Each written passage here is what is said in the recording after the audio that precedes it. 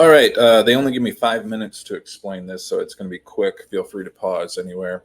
Let's first, you're doing integration. You're at a certain level now. The first thing you do when you're doing a definite integral is you check to see if the function is defined in the interval given, which is why it's an improper integral.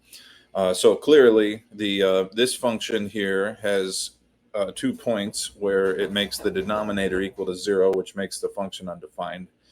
And that's probably obvious at this point. More or less, it's the arithmetic beyond this. The concept is simple: improper integral, undefined on the interval, separated into those 2 intervals. Take the limit from the left side, take the limit from the right side, la-di-da-di-da.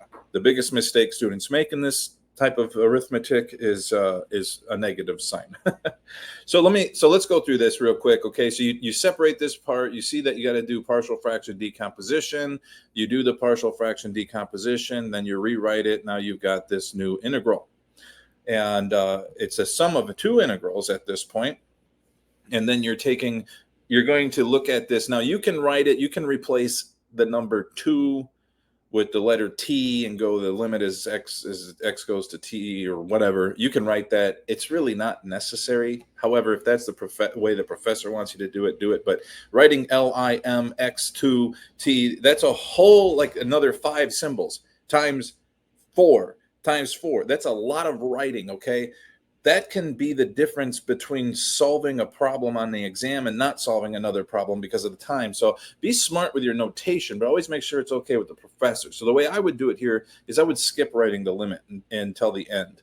And I would write 0 to 2 negative, the left side, and 0 to 2 positive here. So you get to this point. This is probably where you're getting, is right here. And then the rest of this is causing an issue, especially if you're typing this into Wolfram Alpha and you're seeing that Wolfram Alpha is giving you this as the answer. and it is not correct that is the answer. But it can be the answer depending on what course you're in, what kind of math you're doing. So let's just, if you just pause, you can look through this because I got only 5 minutes to do this, okay? And so anyways, what all this boils down to, after you do all the gibberish arithmetic, is you've got 1/3 log 5 plus this limit from the left side and this limit from the right side, okay? Then if you want, you can look at the graph and see that both of those limits are going to negative infinity, or you can plug numbers in that are really, really close and see that it's going to negative infinity, or you can just understand how the natural log function works and know that they're going to negative infinity. Remember the absolute value sign. You will lose a lot of points. If you make one mistake anywhere, the question goes from an A to a B, okay? The only way to get an A is absolute perfection. Because think about it on a 10-point scale. One mistake, that's 1 point off. Boom, you're at a 90%. A 90% is a B.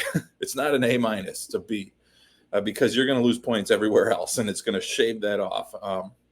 So don't ever go into these exams thinking you're going to get an A. The only way you can get an A on these things is if the teacher sees that you were the top in the course and curves you for the most part.